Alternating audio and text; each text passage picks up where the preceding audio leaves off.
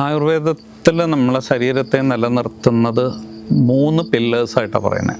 നമുക്കൊരു വീടിൻ്റെ 3 തൂണെന്നുള്ള രീതിയിൽ. അതിലൊന്ന് ആഹാരം, പിന്നെ ഉറക്കം, പിന്നെ ഉള്ളത് അബ്രഹ്മചര്യം, അതായത് സെക്ഷുവലായിട്ടുള്ള നമ്മുടെ ലൈഫ്.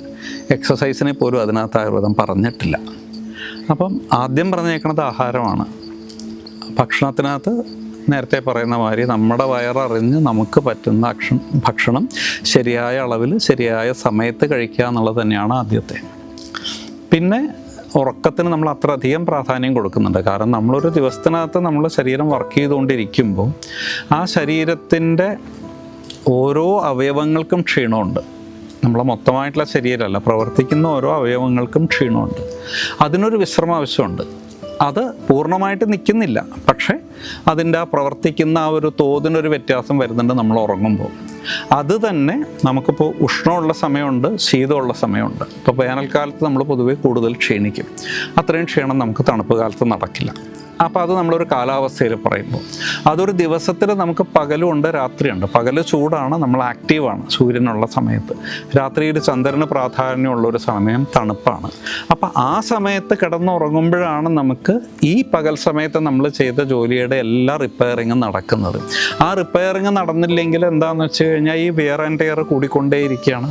അത് നാളത്തേക്ക് എന്തെങ്കിലും ഒരു ദിവസം ഒരു വലിയ പ്രശ്നമായിട്ടുള്ളത് മാറും.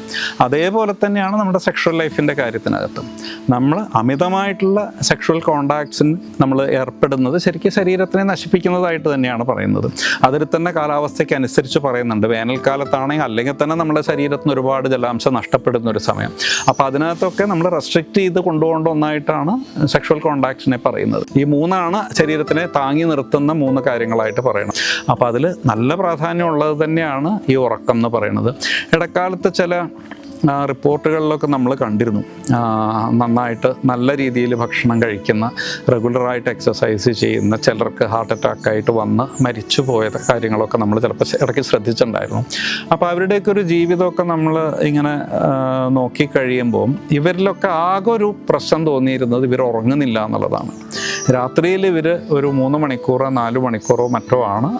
അതല്ലെങ്കിൽ എങ്ങനെ ഇത് വന്നു എന്ന് ചോദിച്ചു കഴിഞ്ഞാൽ ഒരു ആൻസർ ഇല്ലായിരുന്നു. കാരണം കൃത്യസമയത്ത് അവർ പകൽ ഭക്ഷണം കഴിക്കുന്നുണ്ട്, റെഗുലറായിട്ട് വ്യായാമം ചെയ്യുന്നുണ്ട്, ബാക്കി കാര്യങ്ങളൊക്കെ ചിട്ടയിൽ പോകുന്നുണ്ട്, എക്സെപ്റ്റ് ഈ ഒരു ഉറക്കത്തിൻ്റെ കാര്യത്തിൽ.